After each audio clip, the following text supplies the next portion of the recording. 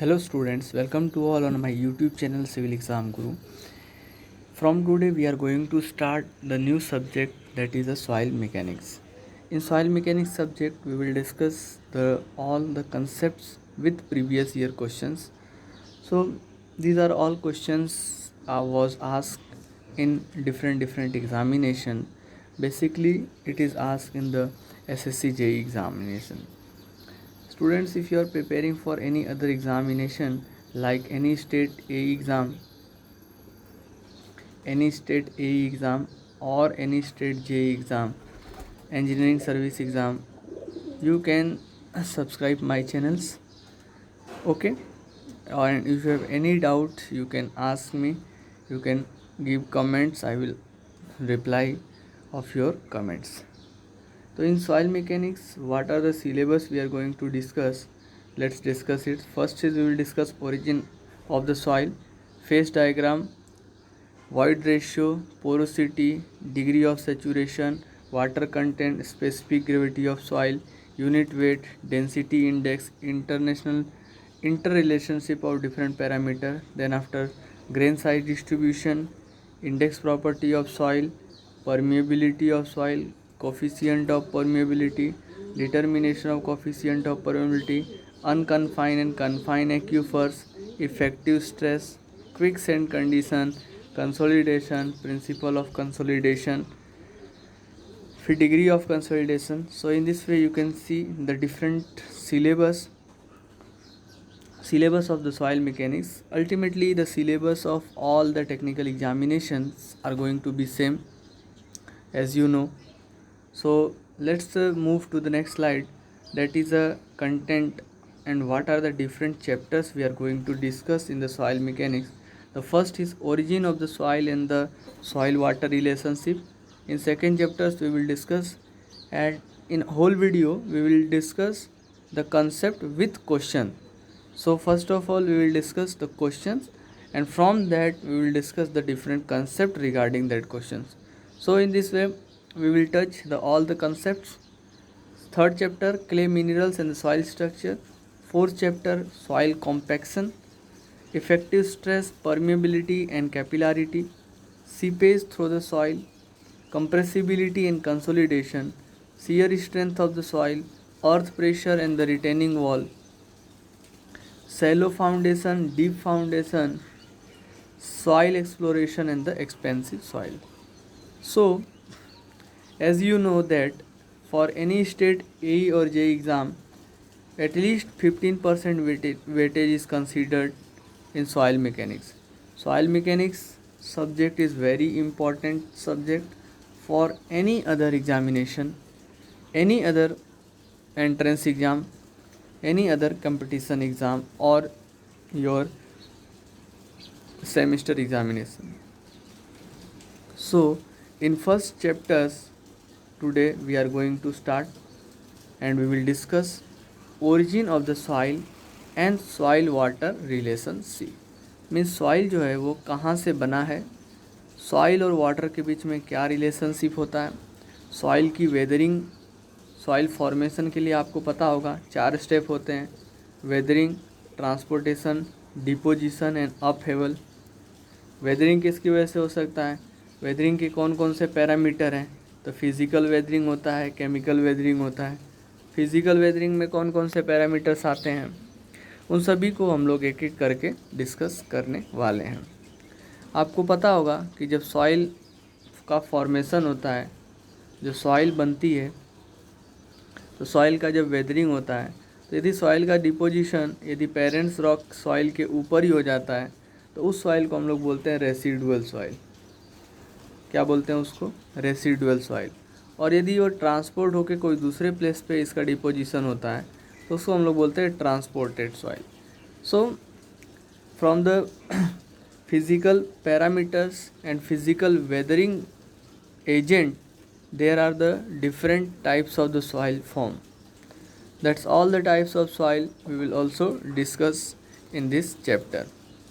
So let's move to the first question that was asked in the examination, and we will discuss the questions and detailed solution also.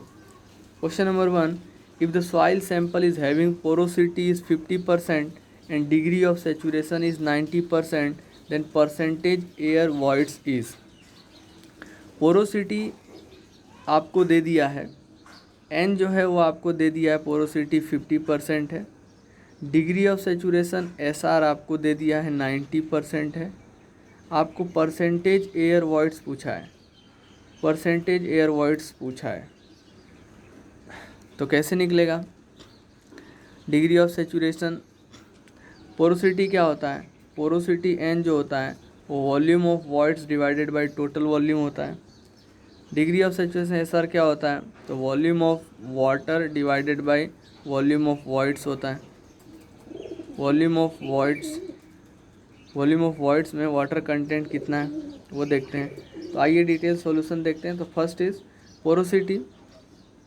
Porosity as we know that volume of voids divided by total volume, means किसी भी volume के sample में, soil के sample में total volume के अंदर volume of voids means water की वजह से जो वॉइड्स होता है। अब वॉइड्स भी दो टाइप्स की होती हैं, दो वाटर की वजह से हो सकता है volume of voids due to water and volume of voids due to air. Okay, तो एयर की वजह से वॉइड्स हो सकता है और वाटर की वजह से वॉइड्स हो सकता है। Now the porosity as we know that volume of voids divided by total volume, so 50% को कन्वर्ट कर लेना है 0.5 में। Degree of saturation S R का वैल्यू होता है formula volume of water divided by volume of voids, मतलब volume of voids के अंदर वाटर का वॉल्यूम कितना है, तो that is 0.9 is given. So to find the Na percentage air voids, we have to find out the air content. As we know that the formula volume of, now degree of saturation जैसे होता है volume of water divided by volume of voids, वैसे ही air content होता है volume of air divided by volume of voids. दोनों को plus करेंगे, फॉर्मूला 1 बनता है, S plus AC is equal to 1 होता है। So AC is the air content, we can find out the air content from here।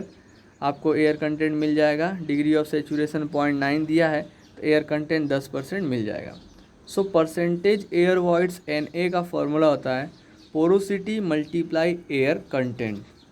ठीक है, porosity हमको क्वेश्चन में दिया हुआ है, एयर कंटेंट हमने यहाँ से निकाला, तो यहाँ से हमको मिल रहा है Na की वैल्यू 5%।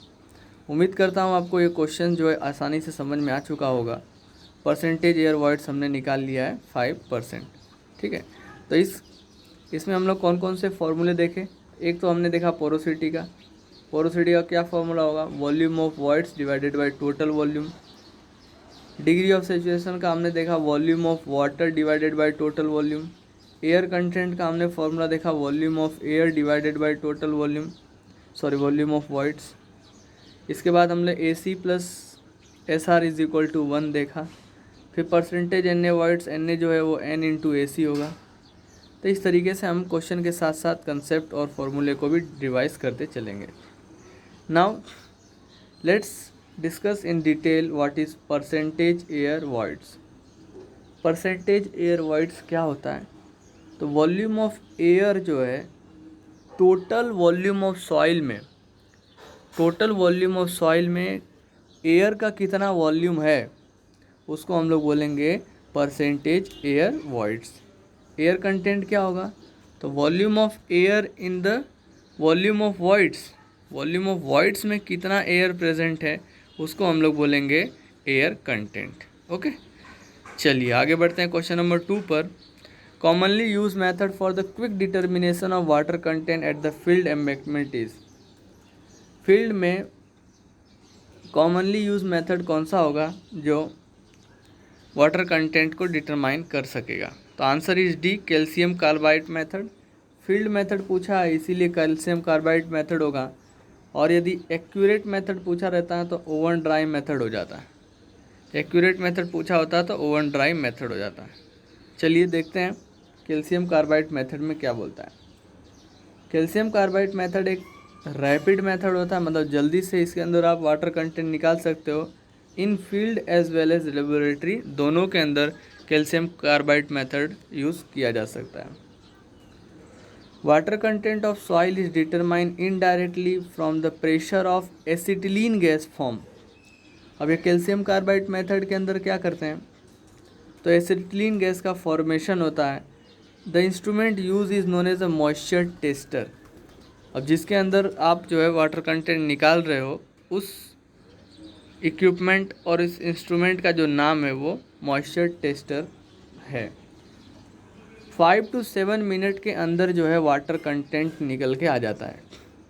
ठीक है, तो आप समझ सकते हैं ओवन ड्राई के अंदर आप क्या करते थे।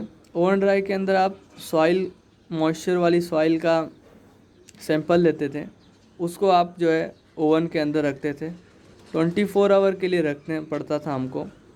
105 to 110 डिग्री सेल्सियस टेम्परेचर पे हम लोग रखते थे। फिर उसके बाद उसके अंदर मॉइस्चर कंटेंट निकालते थे, मतलब उसमें 24 आवर लगता था। अब यहाँ पे आप देख लीजिए 5 to 7 मिनट्स के अंदर ही आप जो है अपने सॉइल का मॉइस्चर कंटेंट निकाल पा रहे हो। कैल्शियम कार्बाइड CaC2 को जब हम लोग पानी के साथ मिक्स करेंगे तो उसके अंदर से एसिटिलीन गैस निकलेगा और कैल्शियम हाइड्रोक्साइड जो है वो बाहर आएगा।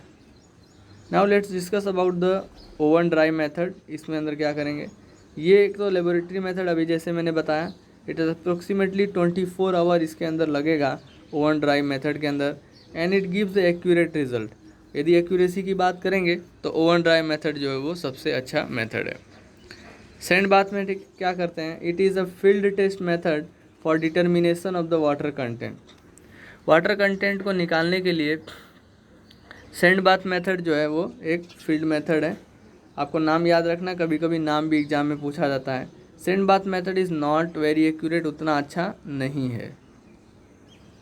चलिए आगे बढ़ते हैं। एल्कोहल मेथड की देखते हैं क्या है। Alcohol method is also a quick test for determination of the water content. ये भी नाम लिखिए, याद रखिए, वाटर कंटेंट के लिए एल्कोहल मेथड, एल्कोहल नाम का भी कोई मेथड होता है। ये भी एक क्विक टेस्ट है। Not suitable for the organic soil and soil containing the calcium compound.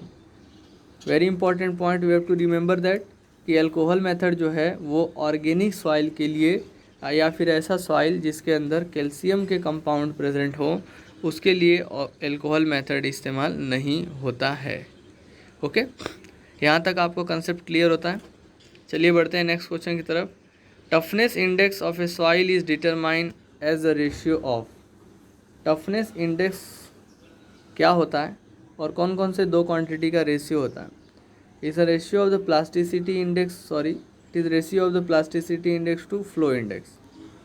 Plasticity index और फ्लो इंडेक्स का जो रेशियो होता है वो है आपका टफनेस इंडेक्स।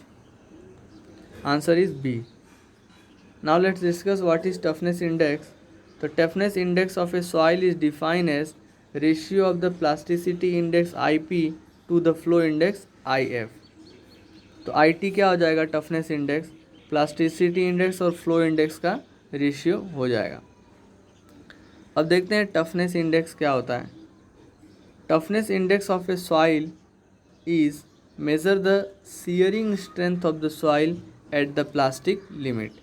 टफनेस इंडेक्स क्या हमें बताता है कि प्लास्टिक लिमिट क्या होता है, ऐसा पॉइंट जिसके ऊपर जो है आप ये कह सकते हैं कि जब उस सॉइल को आप रोल करके उसको थ्रेड फॉर्मेशन करेंगे तो 3 mm जो है थ्रेड आसानी से बन जाना चाहिए। तो उस लिमिट ऑफ वाटर कंटेंट को हम लोग प्लास्टिक लिमिट बोलेंगे। आप जो है इस ग्राफ को पता होगा आपको, ये वाला ग्राफ आपको पता होगा, ये होता है श्रिंकेज लिमिट, ये होता है आपका प्लास्टिक लिमिट और ये होता है आपका लिक्विड लिमिट। ठीक है, तो ऐसा वाटर कंटेंट जिसमें soil behave as a plastic, धीरे धीरे सॉइल जो है एक प्लास्टिक की तरह बिहेव करने लगेगा, प्लास्टिसिटी जो है उसकी धीरे धीरे लूज़ होने लगेगी, उस वाटर कंटेंट को हम लोग बोल सकते हैं plastic limit. For the most soil, तो टफनेस इंडेक्स हमें क्या बताता है, टफनेस इंडेक्स हमें शियर स्ट्रेंथ के बारे में बताता है सॉइल के। For most soil toughness index is in between 0 to 3। याद रखिएगा डेटा टफनेस इंडेक्स ज़्यादातर सॉइल के लिए 0 से 3 के बीच में होता है। फ्रीएबल सॉइल, ऐसा सॉइल जो इजीली क्रशेबल होता है एट ए प्लास्टिक लिमिट, आसानी से जिस सॉइल को क्रश कर सकते हैं, तोड़ सकते हैं, वो सॉइल को हम लोग फ्रीएबल सॉइल बोलते हैं, और जिसका टफनेस इंडेक्स जो है 1 से कम होता है। क्लेई सॉइल के लिए टफनेस की जो वैल्यू है वो 1 से 3 के बीच में होती है। ठीक है, for clay soil toughness index is in between 1 to 3। Okay, चलिए next is plasticity index. Range of the consistency water content within which soil behave as a plastic material is called as a plasticity index. Means ऐसा water का range जिसमें soil जो है as a plastic material की तरह behave करे, उस index को हम लोग बोल सकते हैं plasticity index. Plasticity index IP जो होता है वो liquid limit minus plastic limit होता है। Very important formula is this, formula based questions आपको एग्जाम में देखने को मिलेंगे। तो प्लास्टिक लिमिट जो है IP is equal to liquid limit minus plastic limit हो जाएगा। नाउ द कंसिस्टेंसी इंडेक्स क्या होगा? Consistency index IC is equal to liquid limit minus water content divided by liquid limit minus plastic limit, और liquid limit minus plastic limit को ही तो हम लोग बोल रहे थे प्लास्टिसिटी इंडेक्स। तो इसको हम लिख सकते हैं liquid limit minus natural water content divided by plasticity index. तो कंसिस्टेंसी इंडेक्स के अंदर आपको ध्यान रखना है, ऊपर लिक्विड लिमिट रहेगा minus water content divided bye IP। इसके अलावा एक होता है लिक्विडिटी इंडेक्स, तो आपको ध्यान रखना है natural water content minus plastic limit divided bye IP। ये हो जाएगा आपका लिक्विडिटी इंडेक्स IL, और liquidity index plus consistency index दोनों का समेशन करेंगे तो 1 आता है, ये भी याद रखिएगा। चलो, consistency index represent the effect of consistency on A shear strength. जितना ज़्यादा कंसिस्टेंसी इंडेक्स होगा उतना ही सॉइल जो है शियर स्ट्रेंथ में अच्छी होगी। मीन्स कंसिस्टेंसी इंडेक्स बढ़ेगा तो सॉइल का शियर स्ट्रेंथ भी बढ़ेगा। Consistency index is also known as relative consistency. Consistency index को हम लोग रिलेटिव कंसिस्टेंसी भी बोलते हैं। ओके, तो I think concept of consistency index, plasticity index, toughness index के बारे में आपको जानकारी हो चुका होगा, और जो चीज़ों को मैंने बोला है आपको रिमेंबर करने के लिए उसको ज़रूर याद करिएगा। फॉर्मूला आपको ध्यान रखना है। Now let's move to the next index that is known as liquidity index. अभी मैंने बताया कि soil indicate the nearness of the water content to the liquid limit. ऐसा लिमिट या ऐसा इंडेक्स जो बताता है कि सॉइल जो है लिक्विड लिमिट के नज़दीक में है, तो उस इंडेक्स को हम लोग बोलेंगे लिक्विडिटी इंडेक्स। और लिक्विडिटी इंडेक्स का फॉर्मूला आप ध्यान रखिएगा, water content minus plastic limit divided by liquid limit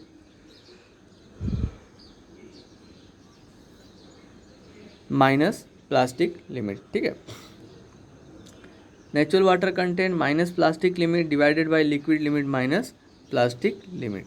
चलो, W जो है वो नेचुरल वाटर कंटेंट है, WP जो है वो लिक्विड लिमिट वाटर कंटेंट है, WP जो है वो प्लास्टिक लिमिट, अब यहाँ पे WL होना चाहिए,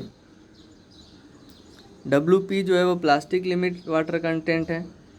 it inverse of the consistency, एक और चीज़ याद रखिएगा कि it is inverse of the consistency. Means जितना ज़्यादा कंसिस्टेंसी होगा उतना कम जो है वो लिक्विडिटी होगा। It give the idea about the shear strength of soil as a liquidity index, increase shear strength decrease. अब जो है लिक्विडिटी इंडेक्स बढ़ाओगे शियर स्ट्रेंथ कम हो जाएगा। मीन्स जितना जो सॉइल के अंदर लिक्विड है उतना ही उसकी शियर स्ट्रेंथ डिक्रीज होगी, हमको पता है। चलिए, ये वाला टेबल आपको ध्यान रखना है कि सॉलिड के अंदर लिक्विड लिमिट जो है वो जीरो होता है, लिक्विड लिमिट नहीं, लिक्विडिटी इंडेक्स जो है वो जीरो से कम होता है,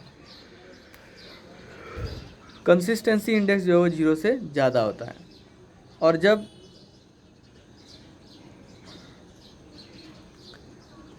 सेमी सॉलिड के अंदर लिक्विड लिमिट कम होगा, कंसिस्टेंसी ज़्यादा होगा। प्लास्टिक के अंदर लिक्विडिटी इंडेक्स जो है जीरो से बड़ा होगा लेकिन वन से छोटा होगा, वन भी हो सकता है। कंसिस्टेंसी इंडेक्स जो है जीरो भी हो सकता है और वन से छोटा हो सकता है, वन भी हो सकता है। लिक्विड के लिए लिक्विडिटी इंडेक्स ज़्यादा होगा, कंसिस्टेंसी इंडेक्स कम होगा। और लिक्विड लिमिट से कम लिमिट पे वाटर है तो हम उसको बोलते हैं लिक्विड बिहेव करेगा। प्लास्टिसिटी इंडेक्स और लिक्विडिटी इंडेक्स के बीच में है तो प्लास्टिक सॉइल होगा। श्रिंकेज लिमिट और प्लास्टिक लिमिट के बीच में होगा तो सेमी सॉलिड। और श्रिंकेज लिमिट के बाद सॉइल का वॉल्यूम जो है वो कांस्टेंट हो जाता है and that behave as a solid. Now flow index, what is flow index? The flow index is a slope of the flow curve obtained between number of the blow and water content in the Cassagrade method of determination of the liquid limit। अब यहाँ पे कैसाग्रेडे ने कुछ formula दिया हुआ था और उसके बेसिस पे उन्होंने निकाला हुआ है कि ऊपर जो है वो आपका फ्लो लिक्विड लिमिट था, नीचे शायद नंबर ऑफ ब्लोस थे। तो 25 नंबर ऑफ ब्लोस के ऊपर जो लिमिट आ रहा था उसी को हम लोग लिक्विड लिमिट ले लेते थे, उसी को हम लोग वाटर कंटेंट ले लेते थे, ठीक है। तो वो नेचुरल ग्राफ के अंदर से बनता था। IF फ्लो जो है, फ्लो इंडेक्स का फॉर्मूला हो जाएगा water content W1 minus W2 divided by log 10 N2 upon N1। तो फॉर्मूला जो है वो आप लिखते जाइएगा नोटबुक के अंदर, जिससे आपका जो है एक शॉर्ट नोट बन जाए। N1 is the number of the blow required at the water content of W1। W1 के लिए, W1 वाटर कंटेंट के लिए कितना नंबर ऑफ ब्लो चाहिए, दैट इज N1। और W2 वाटर कंटेंट के लिए कितना नंबर ऑफ ब्लो चाहिए, that is N2। Now next question number 4, according to Atterberg the soil is said to be medium plasticity if the plasticity index is। एटरबर्ग के according किस soil को आप जो है मीडियम प्लास्टिसिटी सॉइल बोलोगे, जिसकी plasticity index जो है वो होगा। चलिए अभी हमने डिस्कस किया हुआ है। अब देखो प्लास्टिसिटी इंडेक्स क्या बताता है। प्लास्टिसिटी इंडेक्स हमें यही बताएगा कि liquid limit minus plastic limit. Formula हमें पता है प्लास्टिसिटी इंडेक्स का। अब जितना ज़्यादा लिक्विड लिमिट होगा उतना ही सॉइल जो है एज ए लिक्विड बिहेव करेगी। तो हमें जो है मीडियम प्लास्टिसिटी के लिए लिक्विडिटी इंडेक्स को कम रखना पड़ेगा। तो आइए इसका रेंज जो है टेबल देख लेते हैं क्या है। तो यदि 0 है तो नॉन प्लास्टिक होगा, लेस देन 7 है तो लो प्लास्टिक, 7 से 17 है तो medium plastic and greater then 7 है तो हाईली प्लास्टिक। यदि प्लास्टिसिटी इंडेक्स 0 है तो उसको हम लोग बोलेंगे नॉन प्लास्टिक सॉइल। बहुत इंपॉर्टेंट टेबल है और यहाँ से क्वेश्चन बनेगा ही बनेगा। तो सॉइल जो है यदि प्लास्टिसिटी कम है, मतलब प्लास्टिसिटी इंडेक्स कम है, तो ऑब्वियसली प्लास्टिसिटी का जो उसके अंदर प्रॉपर्टी होगा वो लो होगा। तो 0 indicate that is a non plastic, less than 7 indicate low plastic, 7 से 17 होगा तो medium plastic and greater then 17 होगा तो हाईली प्लास्टिक। प्लास्टिसिटी इंडेक्स के बारे में हमने डिस्कस कर लिया है। देखते हैं the range of the consistency, water content के बारे में बताता है ये कि वाटर कंटेंट का रेंज कितना है। यदि वाटर कंटेंट बिल्कुल नहीं है तो non plastic, within which the soil behave as a plastic material in the consistency index, जिसमें ऐसा रेंज वाटर कंटेंट का जिसमें सॉइल जो है एज ए प्लास्टिक बिहेव करने लगे, उसको हम लोग बोल सकते हैं that is a plasticity index. Formula is IP is equal to liquid limit minus plastic limit. If the plasticity index comes out negative then the it shall be reported as a zero. यदि यहाँ से negative आता है तो हम negative नहीं लेते हैं, हम लोग जीरो कंसीडर करते हैं. Okay, now let's move to the next question. A soil has a liquid limit is 65%, plastic limit is 30%, shrinkage limit is 25%, and its natural water contains 45%. We have to find out the liquidity index of the soil. Just before 1 to 2 questions we have discussed about the liquidity index, and I have also told you that you have to remember the formula of liquidity index. Now tell me the formula of liquidity index.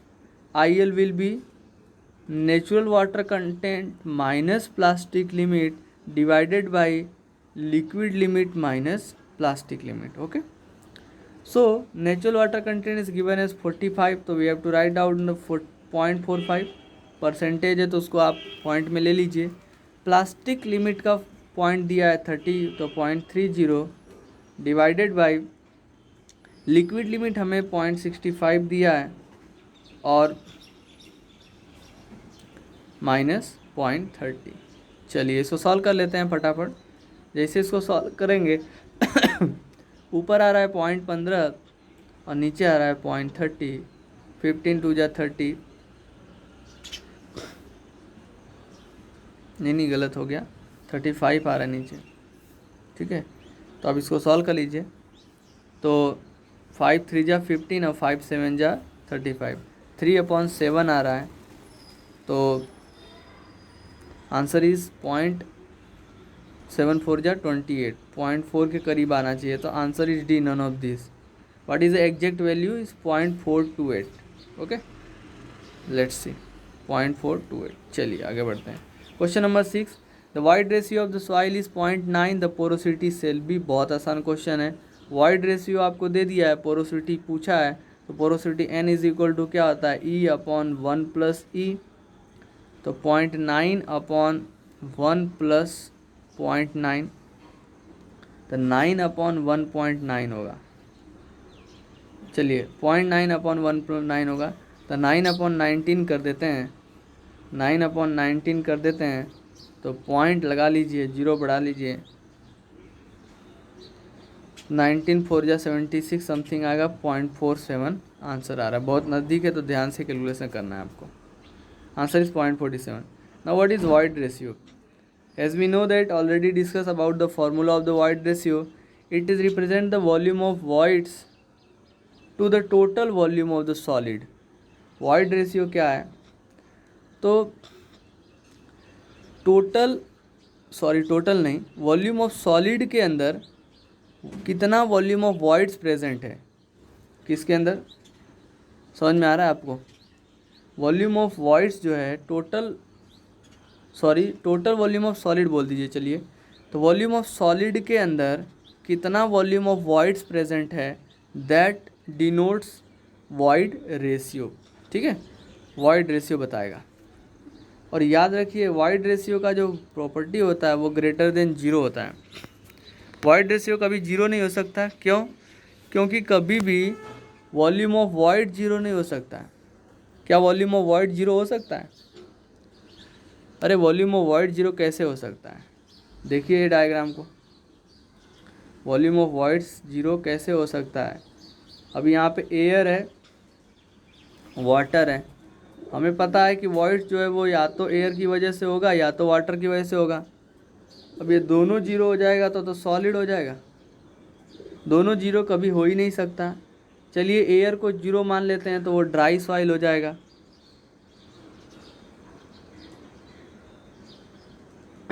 Air को zero मानेंगे, air को यदि zero मान लीजिए, यदि किसी soil में air है ही नहीं तो वो सॉइल वाटर की वजह से होगा वॉल्यूम ऑफ वॉइड्स जो है वो ड्यू टू वाटर ओनली, तो उस सॉइल को हम लोग बोलेंगे सैचुरेटेड सॉइल। और ऐसा सॉइल जिसके अंदर वाटर कंटेंट जीरो हो, मतलब पूरी की पूरी सूख गई सॉइल हो, तो उसको हम लोग बोलेंगे ड्राई सॉइल। तो always remember that the value of void ratio is never be zero, it's always greater than zero, हमेशा जीरो से बड़ा हो सकता है। Second property is porosity. So porosity is defined as ratio of volume of voids to total volume of the soil mass. Total soil mass में voids का कितना volume है, याद रखिएगा। टोटल सॉइल मास के अंदर ये पूरा सॉइल है, ठीक है। अब इसके अंदर वॉल्यूम ऑफ वॉइड्स कितना है, volume of voids can be due to the water and may be due to the air. So formula is volume of voids divided by total volume. Now you remember that the range of volume of voids is greater than 0 and less than 1, तो 0 से 1 के बीच में होगा। अब ये चीज़ एक और ध्यान रखना कि क्या वॉल्यूम ऑफ टोटल वॉल्यूम जो है, टोटल वॉल्यूम में खाली वॉइड्स ही हो सकता है क्या वॉल्यूम ऑफ सॉलिड जीरो हो सकता है? ये कभी नहीं हो सकता है, ठीक है। सॉलिड तो कांस्टेंट है ना। तो always remember that the porosity can never be zero and never be equal to 1, ना तो ये जीरो होगा और ना ही 1 के करीब होगा, तो 0 और 1 के बीच में होगा। Now the relation between porosity and voids ratio, very important formula is this. On the basis of this formula many times some questions asked in the different examination. So n is equal to E upon 1 plus E and E is equal to n upon 1 minus n.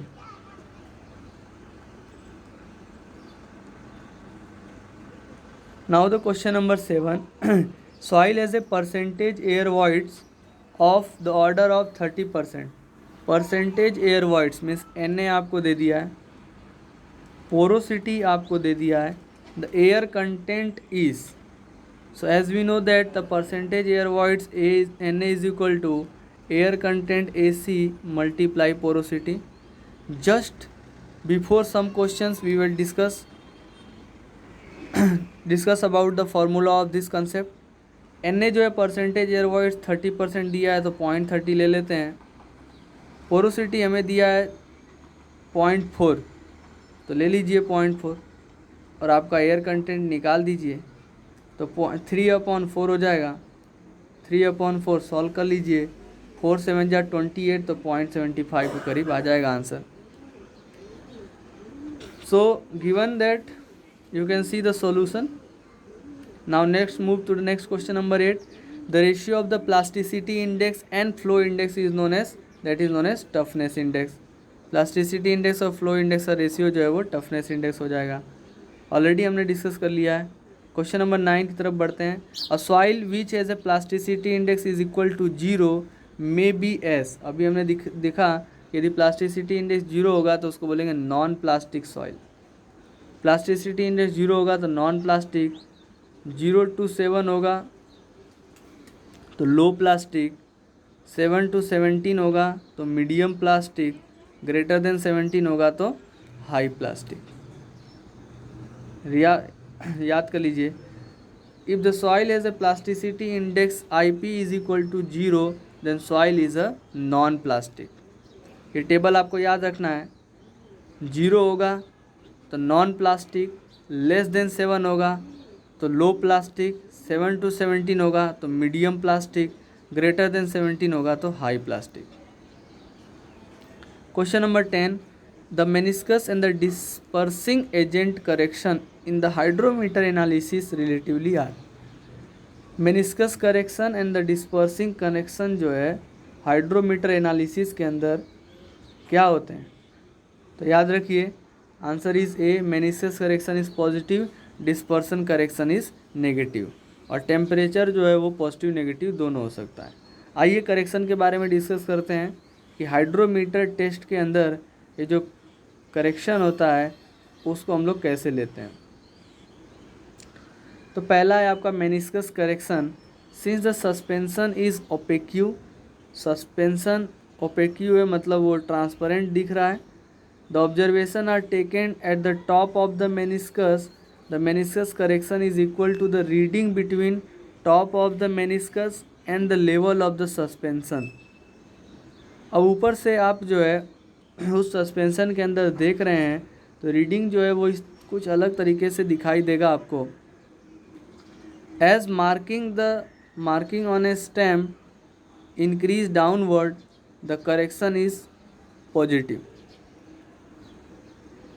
अब उसके अंदर जो आप reading देख रहे हो तो वहाँ पे जो है आपका रीडिंग जो है वो कुछ एड अप होके दिखाई देगा, तो उसको हम लोग बोलेंगे पॉजिटिव करेक्शन है। The meniscus correction is determine, CM is determine from the reading eight the top and bottom of the meniscus in the comparison cylinder. अब रीडिंग जो है वहाँ पे हम टॉप से और बॉटम से दोनों ले सकते हैं और इसको जो है वो पॉजिटिव माना है। Second is dispersion agent correction या deflocculating agent correction. Now addition of the dispersing agent to the soil sample causes increase in the specific gravity of the suspension. हम लोग क्या करते हैं फ्लोक्यूलेशन के अंदर, आपने पढ़ा होगा सेडिमेंटेशन टैंक के अंदर सॉइल या कोई भी पार्टिकल हो उसको फ्लोक्यूलेट करके उसकी जो डेंसिटी है उसको इंक्रीज करके ग्रेविटी के थ्रू सेटल डाउन करते हैं। Therefore the dispersing agent correction is always negative. हम लोग डिस्पर्सिंग एजेंट को ऐड करते हैं सॉइल के अंदर, sample causes increase in the specific gravity of the suspension, suspension की स्पेसिफिक ग्रेविटी बढ़ती है। Dispersing agent correction can be determined by noting the hydrometer reading in the clear water and again in the same water after adding the dispersing agent. तो सबसे पहला हमें clear water के अंदर reading note down करना रहेगा, फिर हम यदि डिस्पर्सिंग एजेंट ऐड कर रहे हैं उसके बाद जो है रीडिंग ऐड करना रहेगा।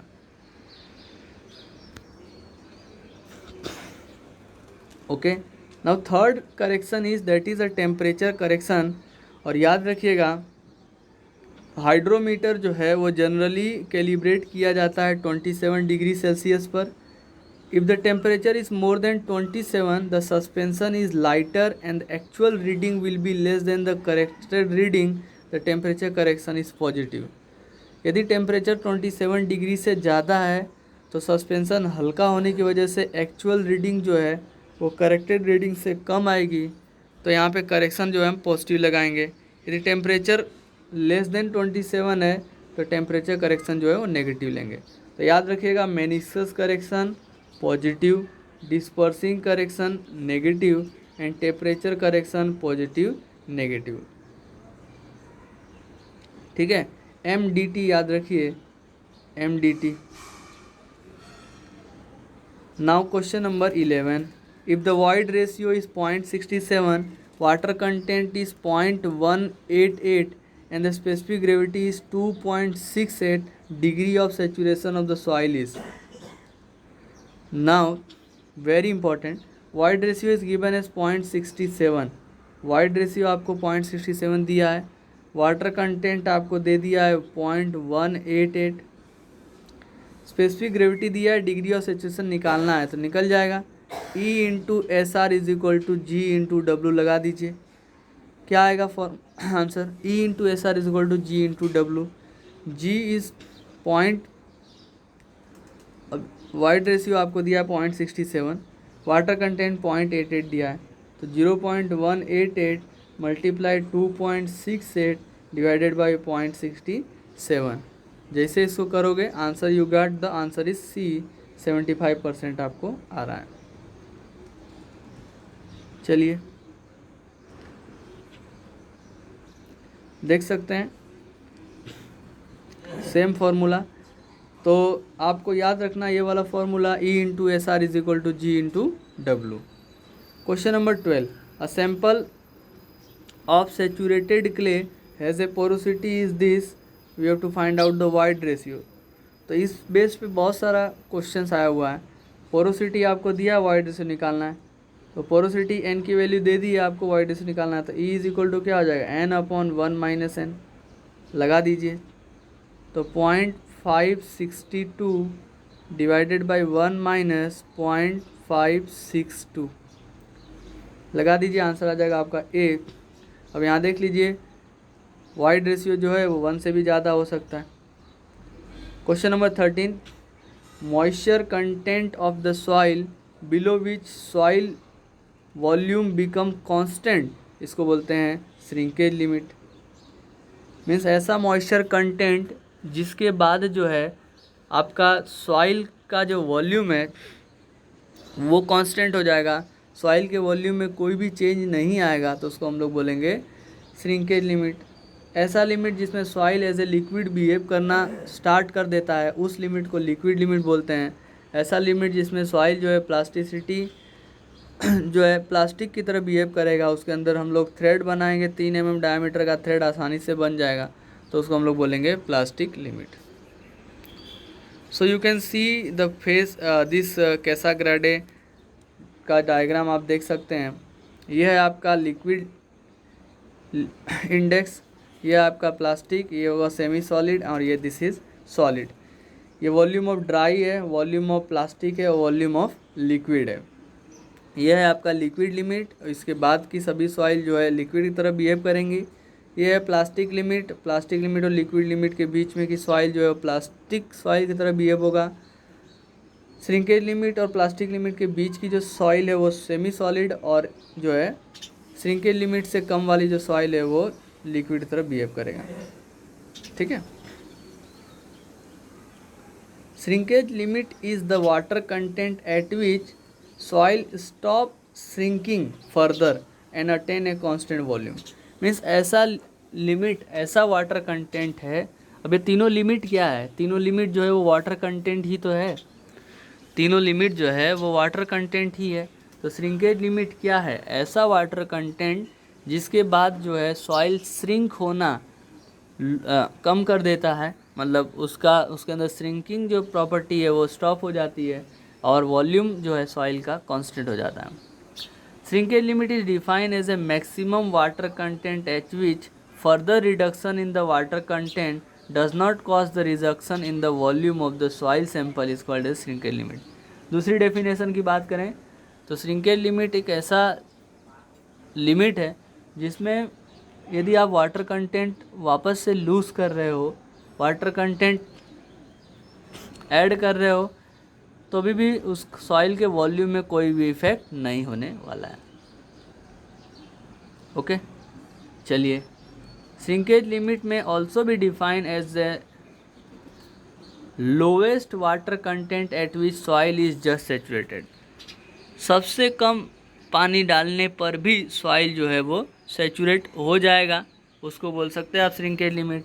Below the shrinkage limit soil does not remain saturated, air enter the voids of the soil. Shrinkage limit के बिलो मीन्स श्रिंकेज लिमिट से कम की बात करें तो वहाँ पर सॉइल जो है सेचुरेट नहीं हो सकता है, वहाँ पर सॉइल के वॉइड्स में एयर जो है वो एंट्री कर देता है, मतलब सॉइल का वॉल्यूम जो है वो कांस्टेंट हो जाता है। Now what is liquid limit, that is a minimum water content at which soil has a tendency to flow is called as a liquid limit of water content. ऐसा water content जिसमें soil के अंदर यदि आप पानी डालोगे तो soil जो है एक वाटर की तरफ फ्लो करना स्टार्ट कर देता है, that is a tendency to flow, just flowing start हो जाएगी। उस कंटेंट को, उस लिमिट को, उस वाटर कंटेंट को हम लोग बोलेंगे liquid limit. Also soil at the liquid limit will have the similar shear strength which is negligible. अब लिक्विड लिमिट के ऊपर सॉइल का जो शियर स्ट्रेंथ होता है वो बहुत कम होता है, हमें पता है, और that is a 2.7 kilo newton per metre square. Now what is plastic limit? The minimum water content at which soil is in the plastic stage is called as a plastic limit water content. At the plastic limit water content, soil roll in the thread of 3 mm start to crumble. अभी क्या होगा कि 3 mm हम उसका thread बनाएंगे और उसके बाद जो है वो क्रम्बल होना, टूटना स्टार्ट हो जाती है। Question number 14, if the void of the soil mass are full of air only the soil is term as. अब सॉइल का वॉइड जिसके अंदर एयर ही भरा हुआ है तो उसको हम लोग क्या बोलेंगे, ड्राई सॉइल बोलेंगे, और जिसके अंदर वाटर भरा होगा उसको बोलेंगे मॉइस्चर सॉइल। 3 फेज डायग्राम आप देख लीजिए। This is saturated soil because the volume of void due to air due to water only, that is a saturated soil. This is a dry soil because volume of voids is only due to the air. And this is a partially saturated soil जिसमें water और air दोनों present होगा, उसको हम लोग बोलेंगे partially saturated soil. There is no change in the volume of the solid in any case. कोई भी फेज डायग्राम के अंदर वॉल्यूम ऑफ सॉलिड जो है वो चेंज नहीं होने वाला है। Question number 15, the ratio of the volume of voids to the total volume of the soil is mass is called as. Volume of voids to the total volume, इसको हम लोग क्या बोलते थे, पोरोसिटी तो बोलते थे। एयर कंटेंट क्या होता था, एयर कंटेंट क्या होता था, volume of air divided by volume of voids. Void ratio क्या होता था, volume of voids divided by volume of solid. ठीक है, answer is B correct. Now you have to remember that volume of voids porosity will never be zero, always greater than 0 and less than 100। ये range याद रखना है, कभी कभी range भी exam में पूछता है कि जो पोरोसिटी है वो 0 से बड़ा और 1 से छोटा हो सकता है। एयर कंटेंट भी मैंने आपको बता दिया, एयर कंटेंट का रेंज याद रखिए। एयर कंटेंट कैन बी 0 क्योंकि ड्राई सॉइल के अंदर एयर 100% होगा, मॉइस्चर सॉइल के अंदर एयर 0 होगा, तो ये 0 हो सकता है और 1 भी हो सकता है। Void ratio can never be 0 and it may be more than 1। For the coarse grain soil void ratio is generally smaller than the fine grain soil. तो कोर्स ग्रेन सॉइल के अंदर वाइड रेशियो ज़्यादा होता है as compare to fine grain soil. Question number 16, pycnometer is use to determine. Pycnometer का क्या काम होता है, तो answer is it is use for water content and specific gravity both. Water content और स्पेसिफिक ग्रेविटी दोनों को कैलकुलेट करने के लिए पिक्नोमीटर हम लोग यूज़ करते हैं। अब आप यहाँ पे देख पा रहे हैं pycnometer is use to determine the both water content and specific gravity. This is the weight of empty pycnometer.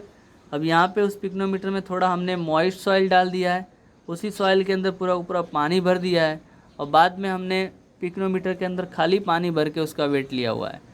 और उसके बाद weight W1 is a weight of empty pycnometer, W2 is a weight of pycnometer plus weight of the soil, and third is W3 is a weight of pycnometer और soil का भी wait है और उसके अंदर वाटर का भी wait है, और चौथे में weight of water plus weight of pycnometer.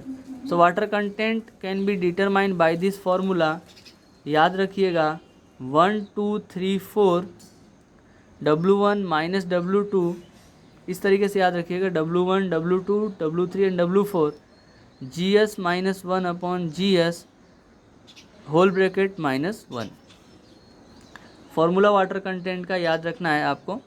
कैसे याद रखना है, 1 2 3 4 और सब में माइनस रहेगा, यहाँ पे भी GS माइनस 1 अपॉन G और माइनस 1।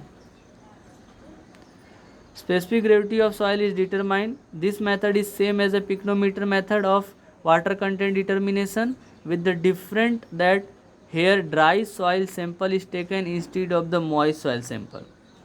जब भी हम लोग स्पेसिफिक ग्रेविटी निकालेंगे तो ड्राई सैंपल लेते हैं, ये याद रखना है आपको, एग्जाम में पूछ सकता है। जब भी हम लोग स्पेसिफिक ग्रेविटी निकालेंगे तो ड्राई सॉइल लेंगे। यहाँ पे वेट ऑफ पिक्नोमीटर एम्पटी, यहाँ पे dry soil plus weight of pycnometer, उसके अंदर पूरा पूरा वाटर ऐड कर देना है, dry soil and the water plus weight of pycnometer. Now what will be the formula for determination of the specific gravity? GS is equal to W2 minus W1 W4 minus W1 और W3 minus W2। इस तरीके से आपको ध्यान रखना है, ठीक है, और सभी में माइनस ही होगा।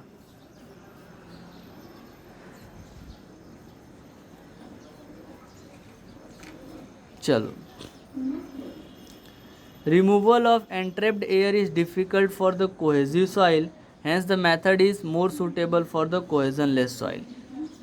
तो ये जो स्पेसिफिक ग्रेविटी जो है, इसके अंदर हम लोग ड्राई सैंपल क्यों ले रहे हैं? तो ड्राई सैंपल इसीलिए ले रहे थे कि this method is more suitable for the cohesionless soil, मतलब कि सैंड और ग्रेवल के लिए यूजफुल होगा। Question number 17, when the plastic limit of the soil is greater than the liquid limit then the plasticity index is indicated as 0। अभी मैंने बताया कि प्लास्टिसिटी इंडेक्स क्या होता है, liquid limit minus plastic limit होता है। Liquid limit plus plastic limit, यदि इसमें प्लास्टिक लिमिट ज़्यादा हो जाएगा तो नेगेटिव आ जाएगा, लेकिन हम लोग नेगेटिव लेते नहीं हैं, तो answer will B 0। When the plastic limit of the soil is greater than the liquid limit it will be less than 0, the plasticity index is reported as 0 and the soil will be the non-plastic soil. Question number 18, the ratio of the liquid limit to the plasticity index of the soil mass is called, liquid limit to plasticity index, ऐसा कोई ratio हमने पढ़ा नहीं है, तो answer will be none of the above.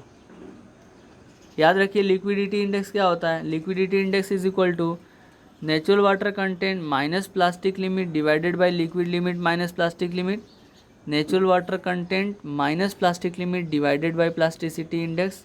Shrinkage ratio SR क्या हो जाएगा, तो volumetric strain W1 minus W2 upon WD into 100 divided by W1 minus W2, और आप इसको गामा डी मतलब unit weight of dry soil divide by unit weight of water भी बोल सकते हो। श्रिंकेज के लिए यहाँ पे देखिए वॉल्यूम ऑफ सॉइल और W1 W2 एंड W0 होगा ये, या WD है, sorry WD W2 and W1। तो gamma D is a dry density and gamma W is a density of water. तो ड्राई डेंसिटी गामा डी और density of water, इसका भी ratio जो है वो श्रिंकेज रेशियो कहलाता है। आप ये डायग्राम को देखो ध्यान से और ये फॉर्मूले को देखो, तो W1 minus W1 minus W2 upon WD into 100 divided by W1 minus W2 आया हुआ। कंसिस्टेंसी इंडेक्स का सिंपल फॉर्मूला याद रखना है, कंसिस्टेंसी इंडेक्स में लिक्विड लिमिट आता है, तो liquid limit minus water content divided by liquid limit minus plastic limit. Okay, चलिए प्लास्टिसिटी इंडेक्स का फॉर्मूला हमको याद ही हो गया होगा, liquid limit minus plastic limit होता है। Now next is it is represent the effect of consistency on the shear strength. अभी हमने पता था, अभी हमने पढ़ा कि कंसिस्टेंसी इंडेक्स जितना ज़्यादा होगा शियर स्ट्रेंथ भी उतना ही ज़्यादा होगा, तो ये याद रखिएगा। It shows the nearness of the water content of the soil, it is the plastic limit. Consistency index is also known as relative consistency, ये भी हमने सीख लिया। क्वेश्चन नंबर 19 की तरफ देखते हैं। Moisture content of the soil below which soil become behave as a constant is called as a shrinkage limit. ऐसा मॉइस्चर कंटेंट जिसके नीचे सॉइल जो है, सॉइल का वॉल्यूम जो है कांस्टेंट हो जाता है, उसको श्रिंकेज लिमिट बोलेंगे। Shrinkage limit is the water content at which soil stop shrinking and further it attain the constant volume. Means ऐसा लिमिट जिसमें सॉइल जो है श्रिंक करना बंद कर देता है और वो कांस्टेंट वॉल्यूम अटेंड कर लेती है, means volume of the soil जो है वो कांस्टेंट हो जाएगा। एक और चीज़ मैं बताया कि maximum water content at which further reduction in the water content does not cause in the reduction in the volume of the soil sample, that is known as the shrinkage limit. These are all points we have already discussed. So let's move to the next question. Valid range for the S is a degree of saturation of a soil in percentage is. The degree of saturation जो है वो 0 हो सकता है in case of the dry soil and 1 हो सकता है in case of saturated soil. So answer will B D. It can be 0, it can be 100%. Degree of saturation of the soil is defined as ratio of the volume of water in the voids to the volume of the voids. Means total voids के अंदर कितना water का volume है, that represent the degree of saturation. S is equal to volume of water to the volume of voids. Range lies between 0 to 100. 0 in case of dry soil as we already discussed, and 100% in case of the saturated soil. Question number 21. Soil has a bulk density is 22 kilonewton per meter cube and water content is 10%. Dry density of the soil is.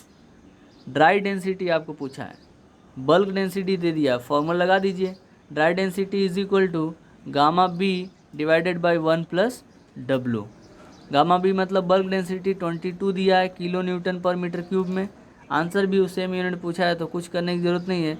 और 1 plus 10% मतलब 0.1, तो 22 upon 1.1 हो जाएगा. Solve कर लीजिए तो 20 आएगा answer.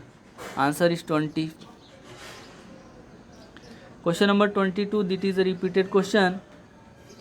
Repeated question हुआ, देखो. Pycnometer is use to determine water content and specific gravity both. Question number 23, toughness index is defined as, it is also repeated question, plasticity index to flow index. Unit weight of the completely saturated soil is given by. Completely saturated soil में से SR की value जो 1 हो जाएगी, तो answer is A. G plus E into SR होता था divided by 1 plus E into gamma W. SR की जगह पे 1 पुट करेंगे तो कम्प्लीटली सेचूरेटेड सॉइल मतलब gamma saturated is equal to क्या हो जाएगा, G plus E upon 1 plus E into gamma W. Okay, देखिए ध्यान से, बल्क यूनिट वेट क्या होता है, तो gamma B is equal to G plus E into SR into gamma W upon 1 plus E. For the fully saturated soil, it S is equal to 1. So the saturated unit weight gamma saturated is equal to G plus E upon 1 plus E into gamma W.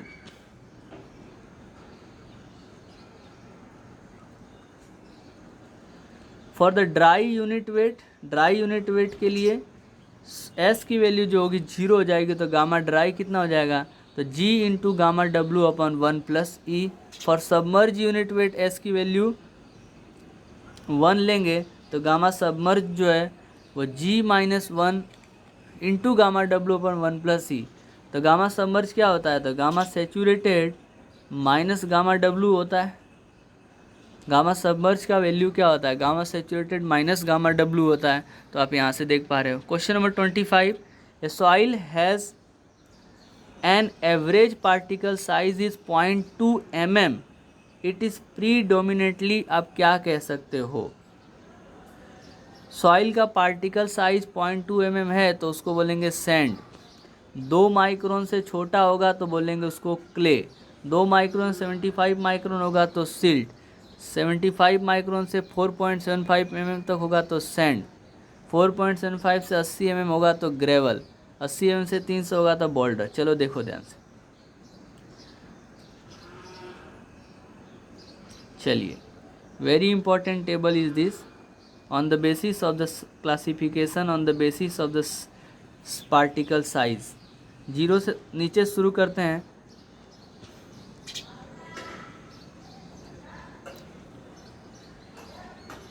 Soil less than 2 micron, that is a clay and it is a fine grain soil. Fine grain soil, clay और silt जो है वो fine grain soil होता है. और 2 micron से 75 micron होगा तो सिल्ट बोलेंगे उसको. ठीक है, और ये दोनों को हम लोग फाइन ग्रेन सॉइल बोलते हैं. नाउ तो कोर्स ग्रेन सॉइल पे जाते हैं. तो फाइन ग्रेन सॉइल, तो सैंड जो है, सैंड और ग्रेवल जो है वो कोर्स ग्रेन सॉइल के अंदर आता है. तो पहली बात तो सैंड का जो रेंज है वो याद रखिए, 75 माइक्रोन से 4.75 माइक्रोन तक होगा. 75 माइक्रोन से 0.425 तो फाइन सैंड, 0.425 से 2 mm तो मीडियम सैंड, एंड 2 mm से 4.75 तो कोर्स सैंड। ठीक है, 75 माइक्रोन से 0.425 mm तक होगा तो फाइन सैंड, 0.425 से 2 mm तक होगा तो मीडियम, एंड 2 mm से 4.75 mm तक होगा तो कोर्स। ग्रेवल की बात कर लेते हैं, 4.75 mm टू 80 mm साइज होगा तो ग्रेवल, 80 mm से 300 mm होगा तो कॉबल, और 300 mm से ज़्यादा होगा तो बोल्डर। ठीक है, तो एक बार ध्यान से इसको आप लोग को पढ़ना है, एक बार फिर से रिवाइज कर लेते हैं। चलिए, क्ले की जो साइज़ है वो लेस देन 2 माइक्रोन, सिल्ट जो है वो 2 माइक्रोन से 75 माइक्रोन होता है, फाइन सैंड जो है 75 माइक्रोन से 4.75 mm तक होगा।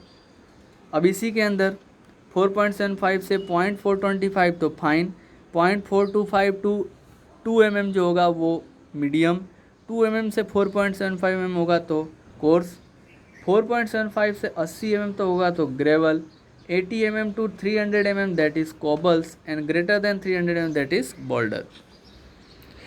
चलिए, question number 26, relative density of compacted dense sand is approximately equal to.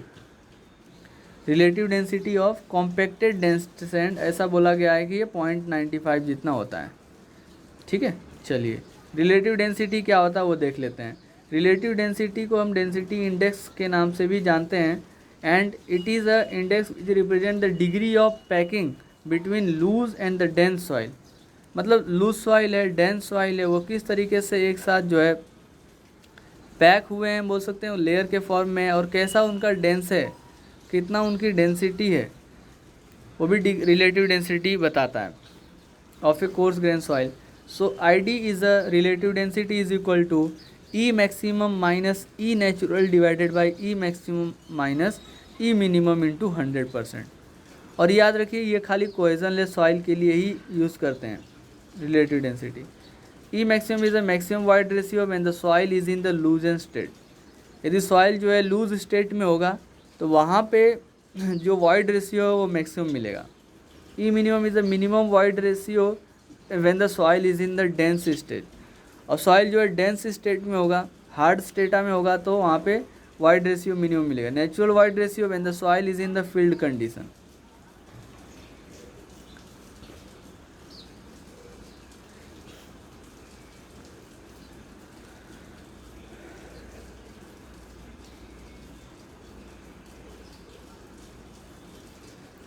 Relative density का बाद ये टेबल याद रखते हैं। रिलेटिव डेंसिटी जितने भी टेबल हैं उसमें से क्वेश्चन बनेगा 100% क्वेश्चन वहाँ से आते ही आते हैं। तो यदि 0 से 15% रिलेटिव डेंसिटी है तो वेरी लूज सॉइल, 15 से 35 है तो लूज सॉइल, 35 से 65 है तो मीडियम डेंस सॉइल, 65 to 85 है तो डेंस सॉइल, एंड 85 to 100 है तो वेरी डेंस सॉइल। मीन्स जितना ज़्यादा रिलेटिव डेंसिटी उतना ज़्यादा सॉइल जो है वो डेंस होगा, ये याद रखिएगा। तो वेरी लूज सॉइल मतलब 15, 0 से 15 होगा तो loose soil, very loose soil है बहुत उसके पार्टिकल्स जो हैं वो प्रॉपरली पैक्ड नहीं हुए हैं आप कह सकते हैं, तो वेरी लूज सॉइल हम उसको बोलेंगे। 15 से 35 है तो उसको लूज सॉइल बोलेंगे, 35 से 65 है तो मीडियम डेंस सॉइल बोलेंगे, 65 से 85 है तो डेंस सॉइल, एंड 85 to 100 है तो very dense soil. It is use to represent the relative compactness of cohesionless soil deposit.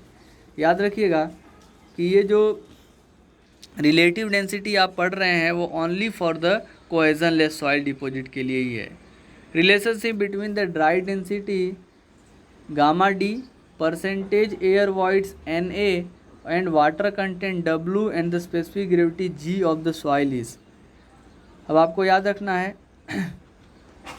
Answer will be c, gamma D is equal to 1 minus Na G into gamma W upon 1 plus WG, 1 minus Na G into gamma W upon 1 plus WG। तो gamma D जो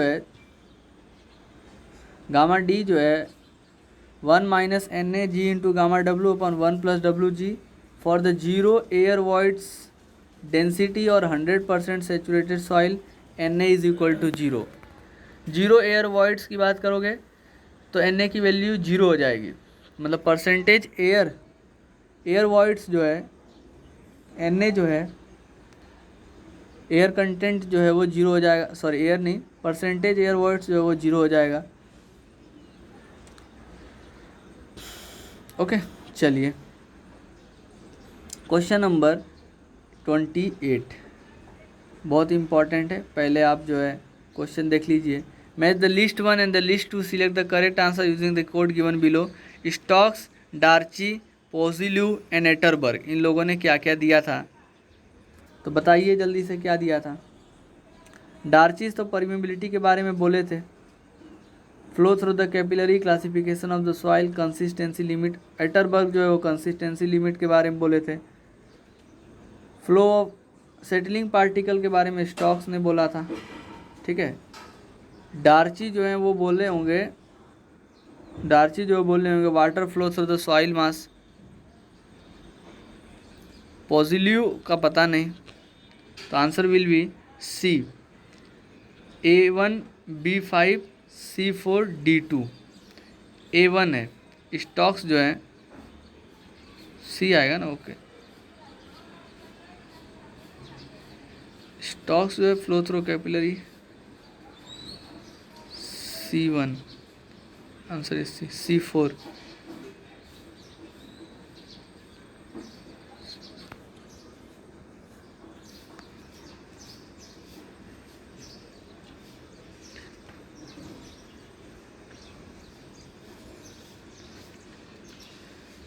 answer यहाँ पे गलत है।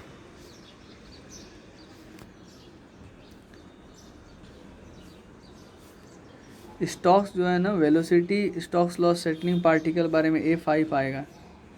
एटरबर्ग जो है वो हमें कंसिस्टेंसी लिमिट्स के बारे में बताए थे। डार्चीज जो है वो हमें बता रहे हैं water flow of water through the soil, means permeability के बारे में डार्चीज ने बताया था। ओके, इस क्वेश्चन को हम लोग देखते हैं बाद में। चलिए आगे बढ़ते हैं।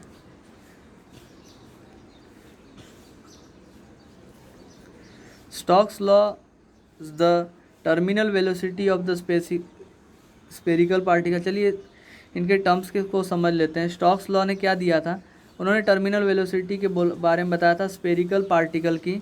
तो velocity due to Stokes law क्या हो जाएगा, G-1 gamma D square upon 18 mu.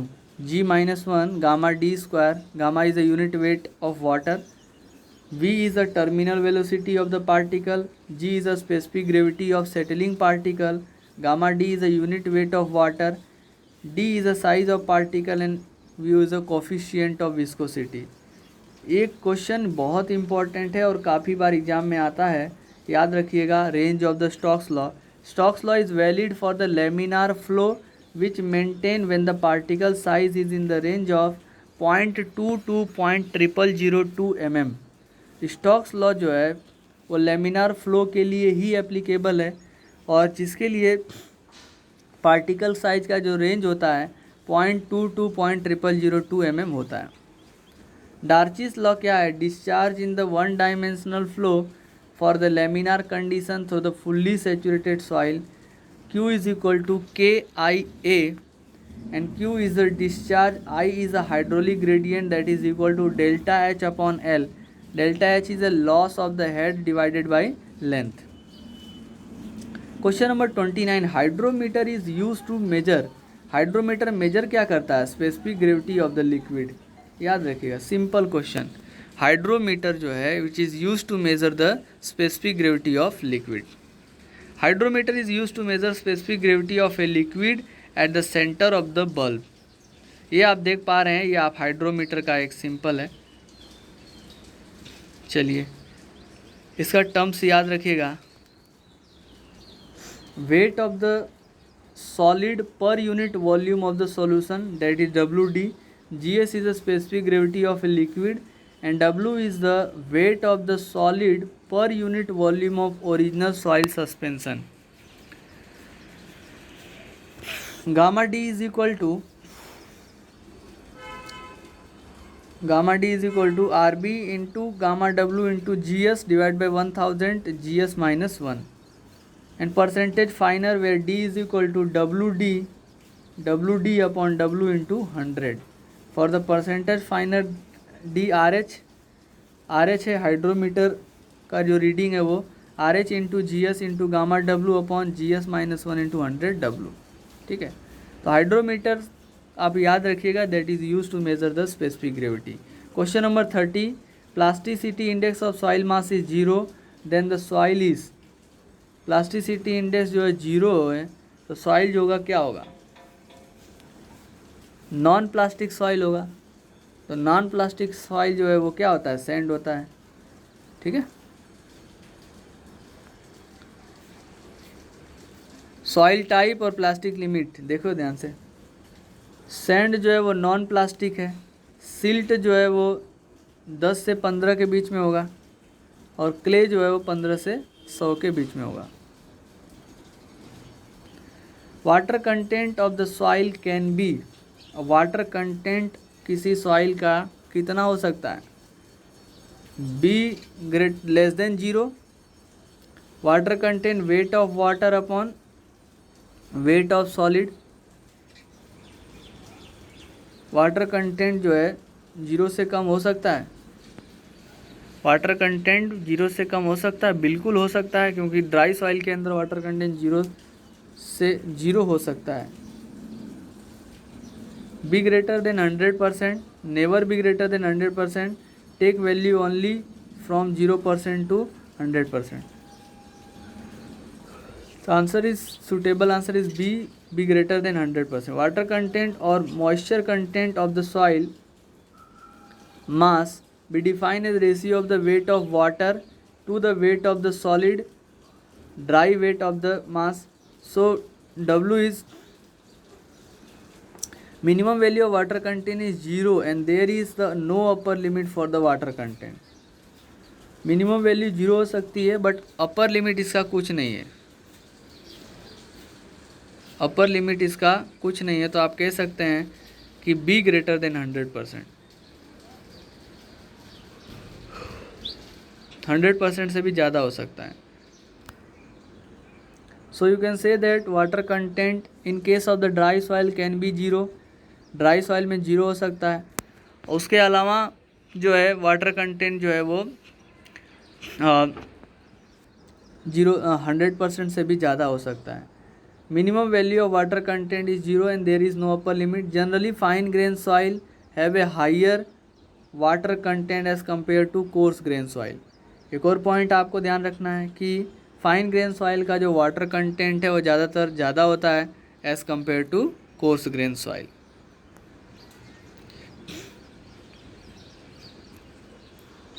Question number 32, if the volume of the soil voids is equal to, if the volume of voids is equal to volume of the solid in soil mass, then the value of porosity and void ratio respectively.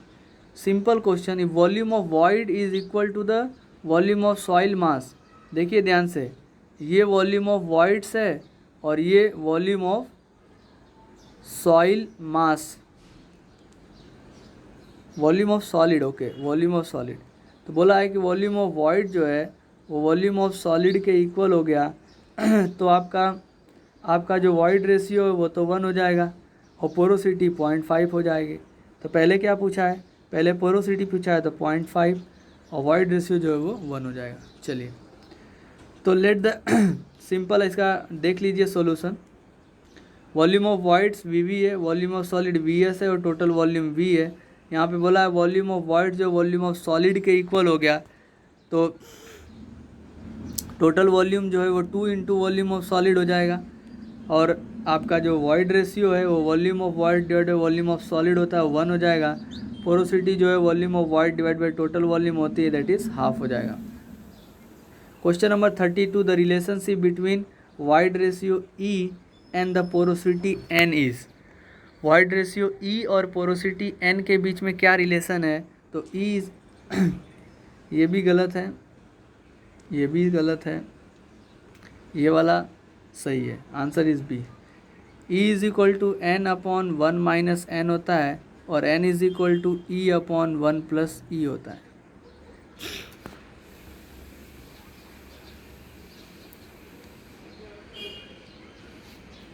Okay चलिए question number आगे बढ़ते हैं।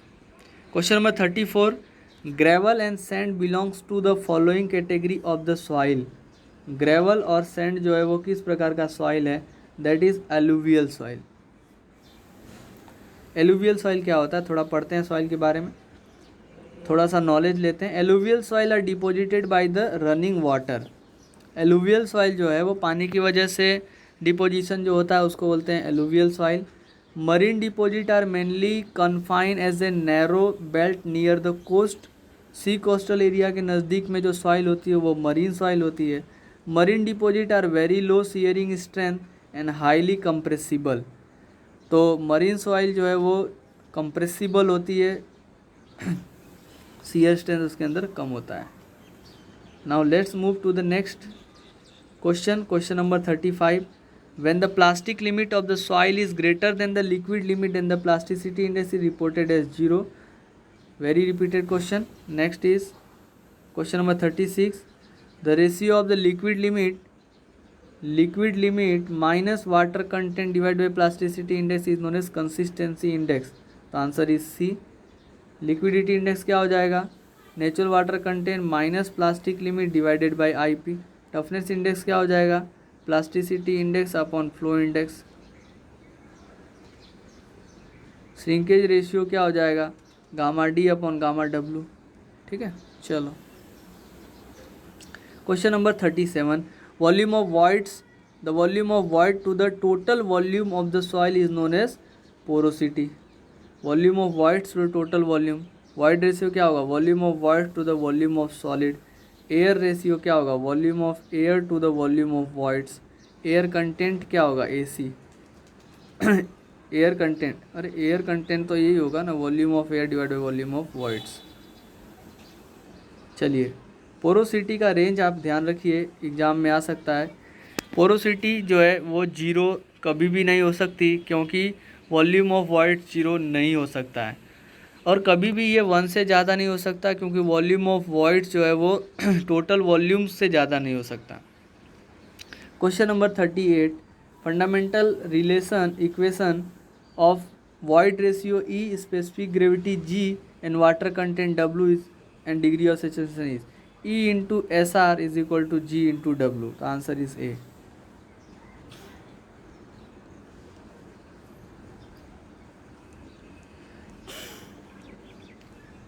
Question number 39, when the plasticity index of soil is 0 then soil is known as sand.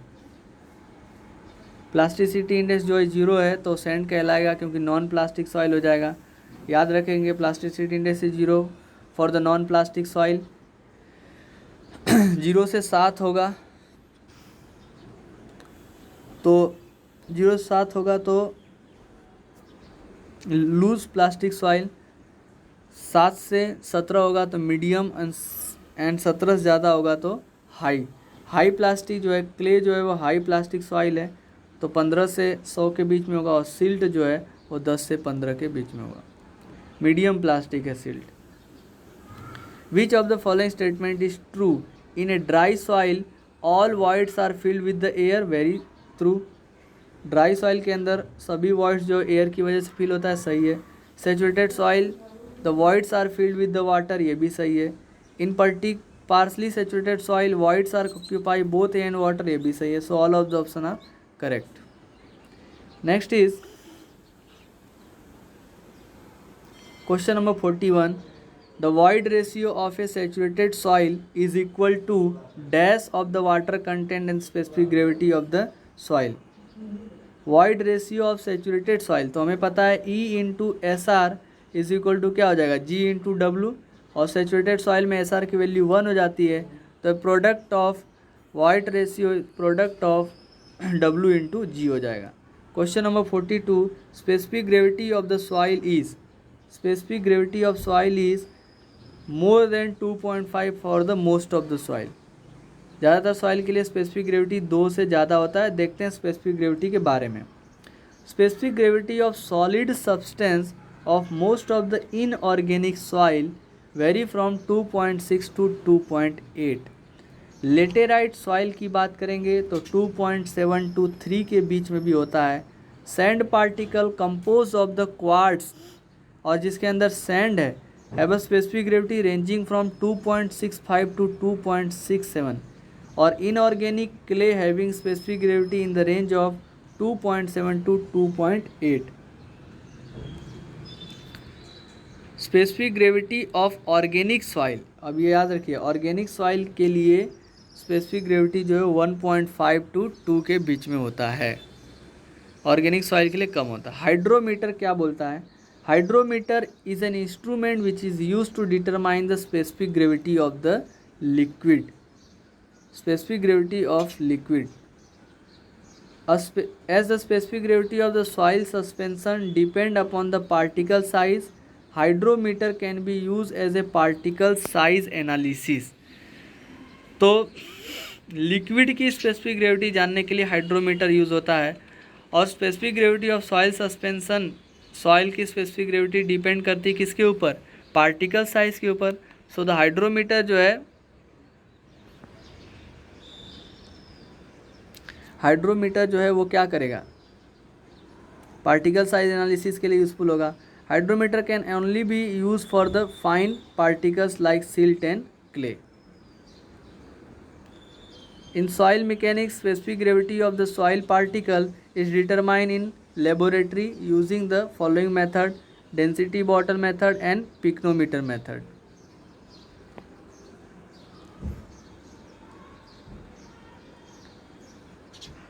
Measuring flask, gas jar and shrinkage limit. आज की class को यहीं तक रखते हैं। नेक्स्ट क्लास में हम डिस्कस करेंगे क्वेश्चन नंबर 45 से। Thank you very much for watching this video. Keep watching, keep sharing.